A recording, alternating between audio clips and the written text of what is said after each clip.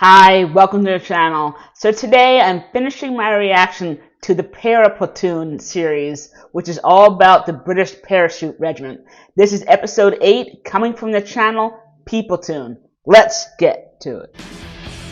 If you get any value from this, please go ahead and smash that like button or share, comment, etc. Thank you. It really helps the channel out.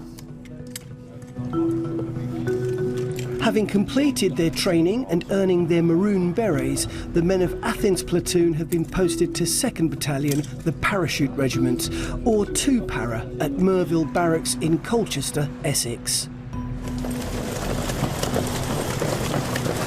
It's home to the 6,000 men and women of 16 Air Assault Brigade, which saw action in Iraq and Afghanistan. The battalion prides itself on the robustness of its soldiers, and its men must maintain the highest levels of fitness and strength. When they're not working out, there are always more mundane tasks to complete. The regiment's motto is ready for anything, and that's about to be put to the test. In the US military, only military police and contractors will actually guard military installations. Of course, if you are in a combat zone and on a FOB, then you will pull guard duty, which is what I did when I was in Iraq.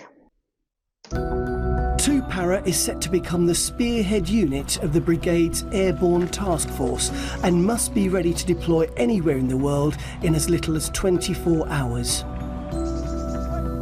It could be tasked with any operation, from evacuating civilians to fighting a war.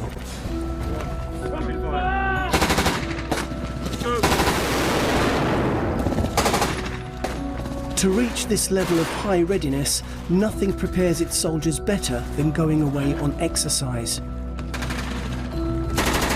In a training village in Cyprus, the men refresh their skills in urban fighting. The task force could have to parachute into a war zone, and if the men of Athens Platoon hope to deploy with them, they've got one final hurdle to overcome. Jump school. Up to now, they've been nicknamed Penguins, as they haven't qualified as combat parachutists and earned their Wings badge. Happy with that? Cool, if you get your PLPs on then. But today they start their basic parachute course at No. 1 Parachute Training School at RAF Bryce Norton in Oxfordshire. Hold on to the smoke, step down and step away, partner. Over the next 3 weeks, trainees are taught all the exit, flight and landing techniques to complete a successful jump. Back in that parachute position. To earn their coveted wings, they must complete 6 descents, 4 during the day and 2 at night. For US Army Airborne School, it's 5 jumps, with one of them being at night. It's quite physically, man, because you do a lot of running around, just getting up and down, and you end up with sort of like whiplash in your neck. It is quite painful after a couple of days. It's doing it constantly. You have to build a muscle memory. I've had a bit of a stiff neck after the 3 days. I feel like I've been hit by a car, but it's not really bad. They just learn you the proper technique, obviously, because if you land like that, 10 out of 10, you're gonna walk away from it. So you start doing your own thing, and that's when you're gonna be in the shit like. Let's go. CIUs, pull your CIUs down. Parachute jump instructors, or PJIs, teach them the techniques of military jumping. Good. In the US Army, they're called jump masters, and I think they get an extra $150 a month just to do that. Right on. Go. Their first drop will be from 1,000 feet, their last just 800 feet. 6, 7, 8. At times, they'll carry nearly 105 pounds of kit, including their body armour and weapon, as well as their burgan or rucksack strapped to their legs, which they'll release first. Descending at speed, they'll have just seconds to react and land safely. Go. 1,000, 2,000, 3,000, check canopy. You need a tight exit and if you haven't got a tight exit or you hit the airflow as you jump out of the aircraft at a funny angle, it can literally just catch your leg and it will send you round and round as you jump in. Go! Most of the time you'll be in like 4 or 5 twists, nothing too major. So you drop your kit and stuff, you're out the twist, you're shouting for people to stay away from you because there's nothing you can do at the moment until you're out of it. Hopefully. So the straps that they're holding on to, I want to say they're actually called, they're not rafters, they're risers. I'm pretty sure that's the name. You'll be out of the twist and have a good like 10 seconds or something until you hit the ground. For some people though, it's happened where they've been in so much twist where they haven't had enough time to kick out of it and they can't steer or anything. They can't slow down their speed before they hit the ground, so they land in twists and some people break their legs. It is a bit dangerous. With the ground training phase completed, the course moves from theory to practical. Now the men must confront any fears and jump out of a plane for the first time. At RAF Weston-on-the-Green in Oxfordshire, they'll have to achieve 4 jumps from a small, purpose-built aircraft nicknamed the Skyvan. So I'm a little surprised that they did not jump out of a tower. But for the U.S. Army Jump School, first week is ground week, second week is tower week, where they actually jump out of a 250-foot tower, and the third week is jump week. It looks horrible. It just doesn't look like it should fly, and it's just a box with wings, and yeah, with 8 seats in it. That is literally it.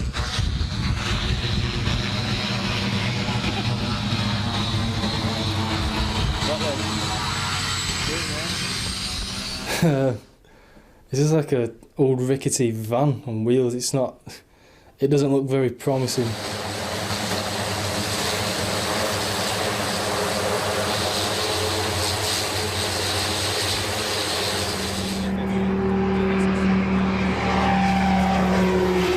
You feel like every single little bit of turbulence as well. Yeah, it wasn't nice to be in. I was actually quite happy to jump out of it. It's horrible. I felt sick. It was shaking everywhere. The plane was like hitting turbulence constantly.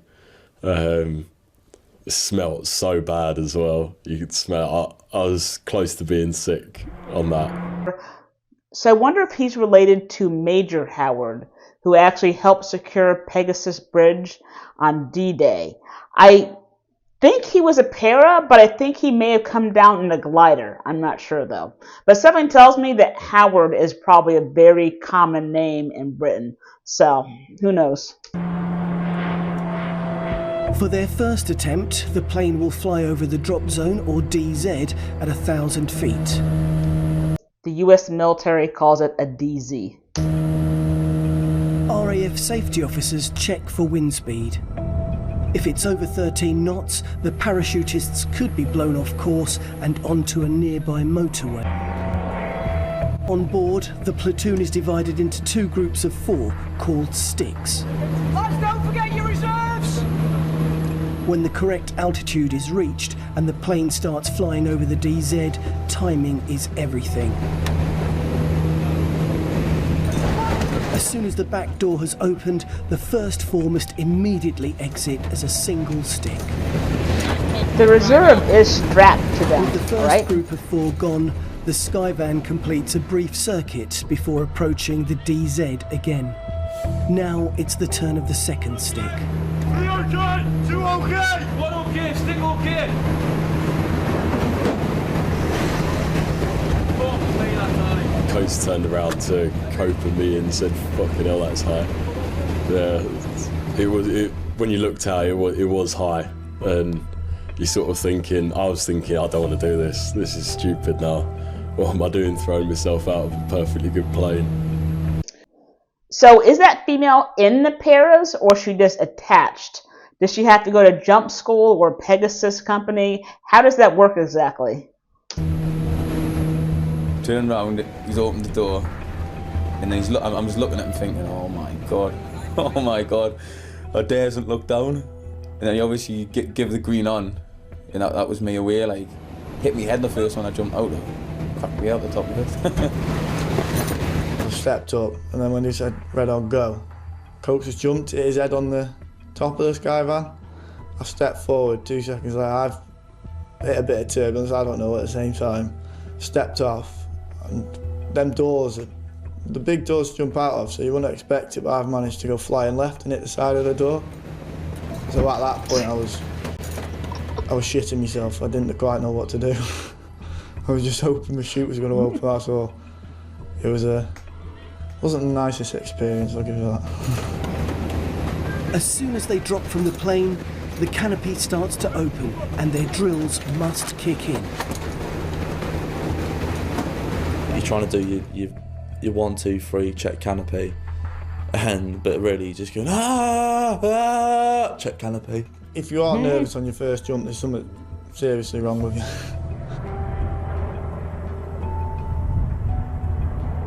You sort of counting 1,000, 2,000, 3,000. I sort of did it / sort of thought, fucking hell, what am I doing? And suddenly felt the jerk of the parachute was open. It's fast, it's over in seconds, like from the point of exit to the point where chute comes out. I knew straight away after hitting that side door I was going to be in loads of twists. I was ready to just kick out. Pretty much all the way down I was trying to kick out. And before I knew it, just after I'd kicked out my twist, I had to prepare for my landing anyway, so it was over before I knew it. It was through the roof, as you'd expect. I was thinking, fucking hell, that's quite good actually, I want to do that again. I felt mega like, not gonna lie, I felt mint. Obviously you're just packing all your kit away, like dying to just pack it away so you can get back to the lads and just start like, tell them how it was and that. When I hit the ground, roll out of it, wasn't a good roll, to be honest, I kind of more like just landed on my ass, but the idea was there. There are people on the drop zone? So there's people on the ground during the jump? When I did medical coverage of a jump in Germany, they had a huge perimeter around the DZ, which no vehicle or person was allowed to cross until everyone had landed, and that was because of safety reasons. And again, another female who is probably part of the cadre or the jump master who is evaluating his landing, I guess. So she is also a para who went through Pegasus company? Exit drills were really good. Exit was good, no twists or anything. Each soldier's descent is marked by a PJI on the ground who's looking for correct procedures in exit, steering, release of Bergen and landing. Quite vertical. Yeah. So I think I did all right with the landing there. No, yeah, it's good. Drills were good all the way through. And they'll give one of 2 grades, competent or incompetent. Even with a parachute, soldiers can hit the ground hard. Landing knees bent and feet flat with toes up will help absorb the shock of impact. It's been drilled into them from day one and could now save them from injury.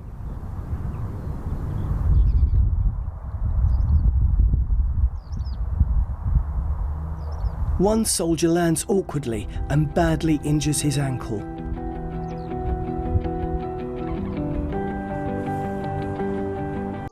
So if he was injured and can't continue, does that mean that he'll get a chance later on to complete the course? But yes, obviously this is a very dangerous job, which is why airborne units are typically 10 or 20% larger than a normal infantry unit, because you always expect to have people injured on the drop zone, whether from enemy fire or just landing accidents. When I did that med coverage of that jump in Germany, we had about 50 injured soldiers, including a few that landed in trees. And out of those 50, about 9 or 10 actually had to get medevaced via helicopter. The medics on the ground rushed to his aid. Everyone survived though, which was good. It's a serious reminder that military parachuting is like no other, and every descent has its dangers.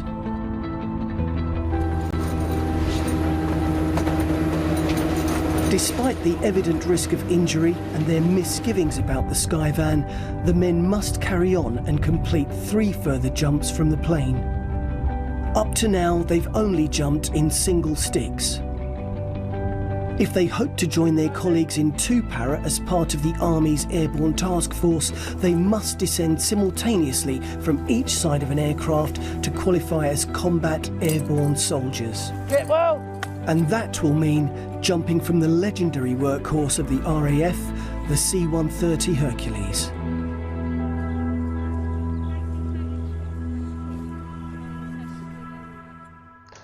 At U.S. Army Jump School, they jump out of the Hercules as well as the C-17 Globemaster.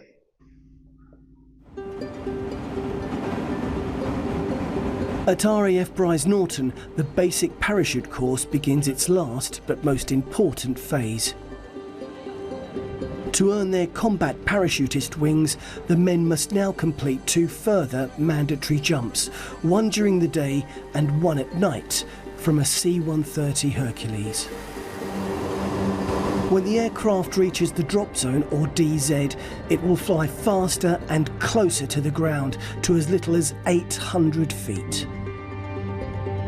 In the U.S. Army, anyone can go to jump school. You don't have to be assigned to one of those units, but in order to get the jump pay, which is about $200 a month, you actually have to be assigned to one of those units, and you actually have to jump every 3 months. Once these paras are back with their unit after earning their jump wings, do they actually get any kind of monthly jump or hazardous duty pay? On board, the soldiers are divided into small groups or sticks on each side of the fuselage. The Hercules will circuit the DZ several times with 2 sticks jumping from each side. A soldier could now be carrying over half his body weight in kit, and once out, he'll have just 30 seconds before hitting the ground.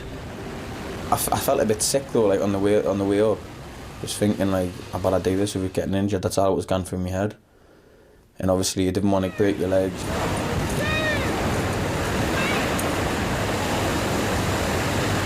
Very crammed on the Herc.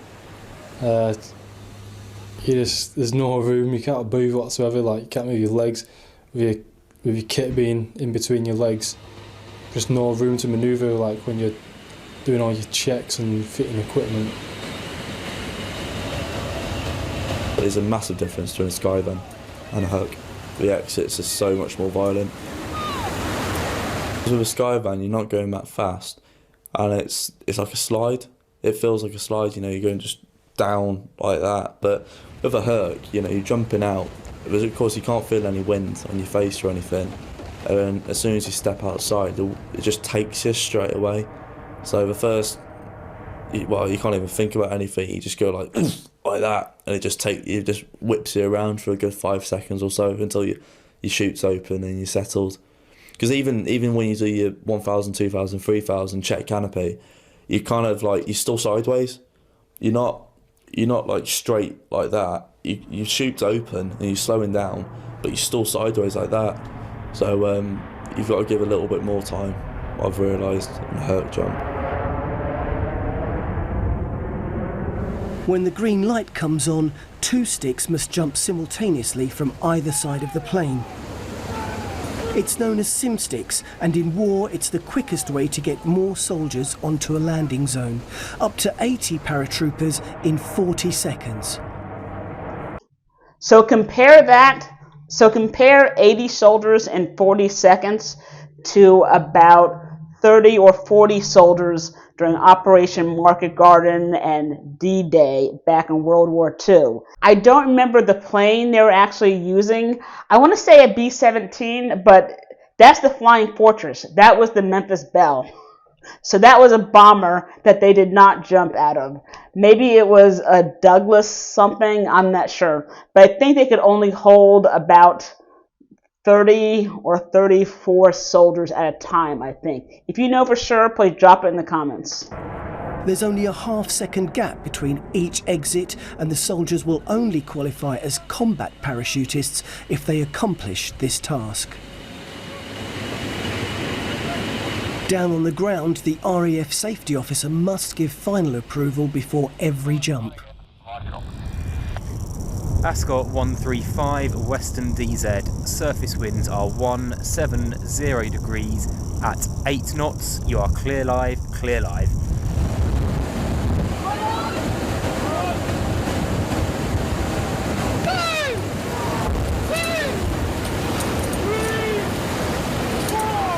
The Herc is a bit more serious because obviously you're jumping sim stick, so there's two of you going out, like you're going out each side of the plane, so there's obviously the risk of clashing at the back. And when you jump sim stick, you are a lot closer together, so there's also a chance of like air steals, which is where your canopy is here, and like there's another canopy either above you or below you, and you're coming to each other's airspace. So one canopy will not get the air, like the air going through it, so it'll just drop. You like feel yourself like an obvious drop. Two soldiers have collided in the slipstream and their rigging lines have become entangled. There's now a real danger of air steel forcing a canopy to collapse. If that happens, one of the soldiers could plummet dangerously to the ground. Yeah, what's that extra canopy right there? Down below. Yeah, that smaller one. The soldiers land safely, if a little hard, and avoid serious injury. As we were the last sim stick to go out, we were in the air for a long time, so you do start feeling a bit sick because of the low level flying and all that. The nerves start to build up as you watch people jump out of the plane. Then they start telling you to fit equipment and all that stuff, check it all, and then that's when it starts to feel the real deal. Then you'll hook up and what have you, and then you'll be ready at the door within a matter of like seconds. It's all very quick acting. You've got to be on your toes.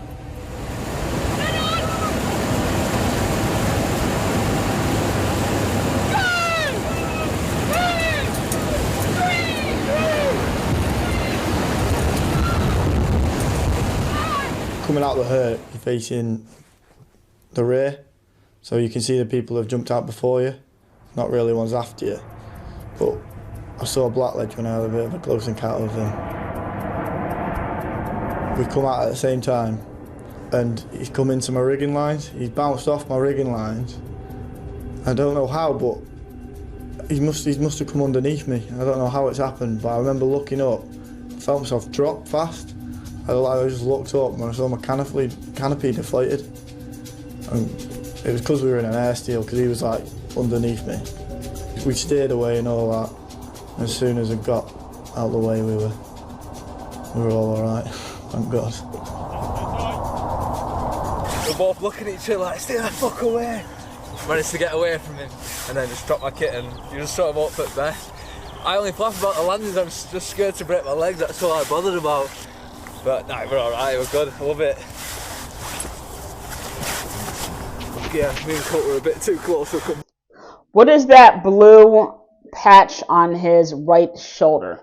I've noticed that they've been wearing that throughout the series and I just never asked. As they make the long walk back to the hangar, they know they have one final difficult jump ahead.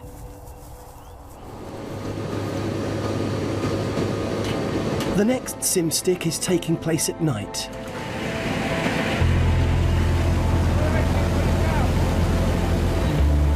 I was quite looking forward to it because it's the last one, it's the money jump. So what gets up there and that, I'm just quite excited to jump.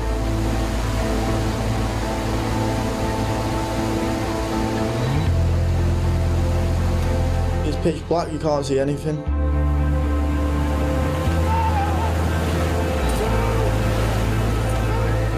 As soon as it jumps out of the plane, you couldn't see the deck at all. Like you can see like the street lights and stuff, but you just can't see the ground. Despite the risks, the men must still carry out the jump competently.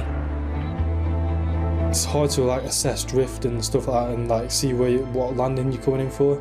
So you've got to react like quickly to because you're coming down quite quick. You just got to react to whatever and accept what's coming to you, really. I just listened for me kit drop and I was coming in fast. And next thing you know, I hit the deck, the power's out of my head, I'm stuck on the rigger lines and all sorts. I'm thinking, what's going on here? It was a bit of a dodgy one, that, like. So that answered my question. I was curious, how do you know when you're going to land in pitch black? And one, I saw a chem light on that guy's Bergen or rucksack, and two, they also listen for the Bergen landing. With 6 successful descents, the soldiers have completed the course. Right! Right! Shut! And the school's officer commanding presents them with their wings. Well done, congratulations. I'm finally a paratrooper. Like, I wasn't before, I was just basically another infantryman. Because you can't really do your job as a paratrooper if you ain't got your wings. From now on, when ordered to jump, whether on exercise or in war, they must obey.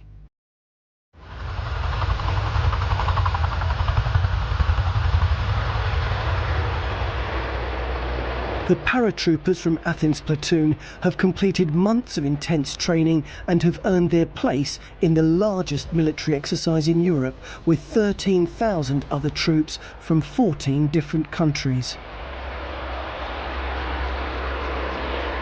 The airborne element will play a key role, and 2 para have been tasked with jumping onto a drop zone in Suffolk. When I was in the air coming down, I was obviously there for ages, so just having a look about now, I was like, this beats any fucking building site. Sitting in an office, hot office, I'm just chilling out on my parachute. Once they hit the ground, they must fan out and secure a landing ground for helicopters delivering additional forces and kit. This is the final exercise for 2 para before assuming their role as the spearhead battalion of the Airborne Task Force. And whatever eventuality they could now face, the men from Athens Platoon will be expected to live up to the Parachute Regiment's motto and be ready for anything. You've got to be careful what you wish for. You can't just be sitting wishing for war to happen. Yeah, it'd be good to go somewhere, you know, with everyone from Athens Platoon. You shouldn't really wish it, should you? So I'm just literally sitting and waiting. And then if you send somewhere, I'll go, do my job. You're always waiting, but it could happen any time, so gotta be ready for the phone call.